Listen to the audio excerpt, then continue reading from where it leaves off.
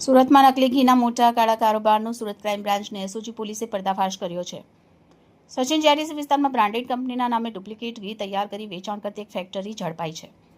Police તપાસમાં ખુલ્યું છે કે અહીં લાંબા સમયથી નકલી ઘીનું ઉત્પાદન કરી આસપાસના જિલ્લામાં સપ્લાય કરવામાં આવતું હતું। રેડ દરમિયાન પોલીસે અંદાજે 2000 કિલો તૈયાર નકલી ઘીનો જથ્થો જપ્ત કર્યો છે, જ્યારે લગભગ 1700 કિલો કાચા માલ પણ જપ્ત કર્યો છે। આ સાથે સમગ્ર ઉત્પાદન પ્રક્રિયામાં વપરાતા સાધન પણ પોલીસના હાથે લાગ્યા છે। આ મામલે પોલીસે ફેક્ટરી માલિક ભરત પોલરા અને અમિત વાઢવણિયા નામના 2 આરોપીની ધરપકડ કરી છે। પ્રાથમિક તપાસમાં જાણવા મળ્યું છે કે આરોપીઓ જાણીતી બ્રાન્ડના નામે ઘી તૈયાર કરી બજારમાં ઊંચા ભાવે વેચતા હતા, જેના કારણે ગ્રાહકો સાથે મોટી છેતરપિંડી થઈ રહી હતી। રિપોર્ટર ચેતન તરી, બુલેટ 26 ગુજરાત ન્યૂઝ, સુરત। એસઓજીએ એક નકલી ઘીની ફેક્ટરી સચિન જીઆઈડીસી વિસ્તારમાંથી ઝડપેલ છે। 2029 કિલોગ્રામ ઘી, 15 લાખનો મુદ્દામાલ અને ટોટલ મશીનરી સાથે 36 લાખનો મુદ્દામાલ ઝડપેલ છે।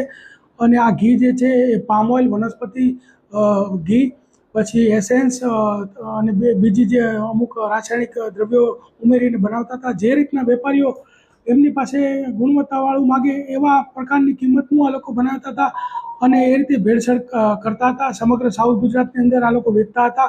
હોલસેલ ભાવે બનાવી દેતા હતા અને પછી છૂટક ભાવે આ લોકો વેચતા હતા। વધુ ભાવ લઈને 600 રૂપિયામાં આ લોકો હોલસેલમાં વેચતા હતા, ત્યારબાદ 1000 રૂપિયા સુધીનો ભાવ લઈ અને વેચતા હતા। છેલ્લા 2 વર્ષથી આ લોકો આ પ્રવૃત્તિ કરતા હતા। અત્યાર સુધી સર કેટલા લોકોનો આ માલ વેચ્યો છે? અત્યારે 2 વર્ષમાં લગભગ ઘણા બધા વેપારીઓને માલ વેચ્યો છે। આખા સાઉથ ગુજરાતમાં આ લોકો સપ્લાય કરતા હતા।